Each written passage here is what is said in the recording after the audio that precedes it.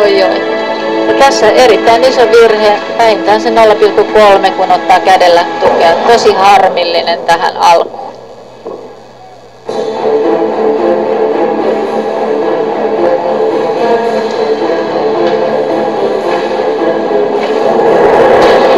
Siinä voimistelijan pitää koota itseänsä, kun ohjelma on vasta alussa ja on tullut tuollainen iso virhe.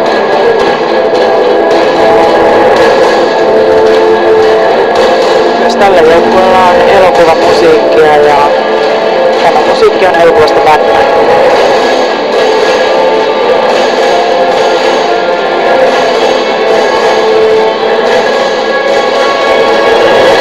Tässä kuuman ryhmän ohjelmissa kyllä mielenkiinto säilyy alusta loppuun.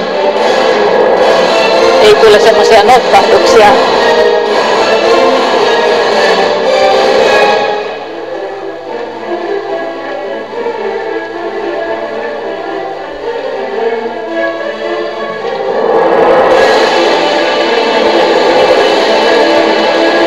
Pientä epävarmuutta nyt tasapaino-osissa Kanadan joukkueella.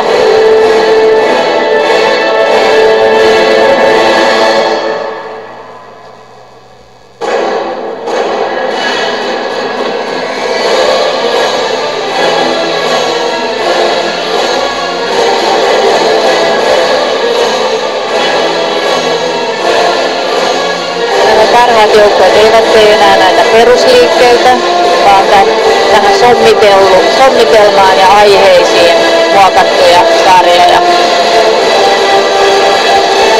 Ja myös noilla huippujoukoilla tuo tempo ohjelman aikana on selkeästi kovempi. On.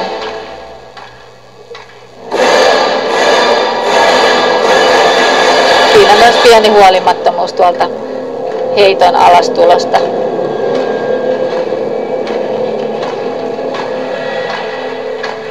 Ei niin viimeistelty kuin nämä ihan kärkijoukkueet. Siellä Kanadan joukkueella selkeitä virheitä, isoja vähennyksiä tulossa nyt noista muun muassa tasapainon menetyksistä. Kyllä.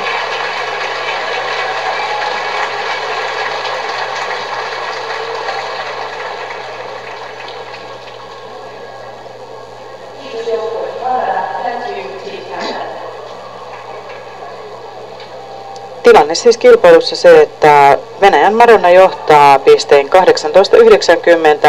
Toisena on Ovo Team, joka sai pisteen 18-85. Nyt otetaan sitten Janika Sunshinein pisteet. Yhteispisteet, total points, 18.25. 18.25 ja näin ollen Sunshine menee kolmanneksi. Mutta selvästi näistä kahdesta joukkueesta jäi. Tätä eroa sanoisin, että on enää mahdotonta kuroa umpeen.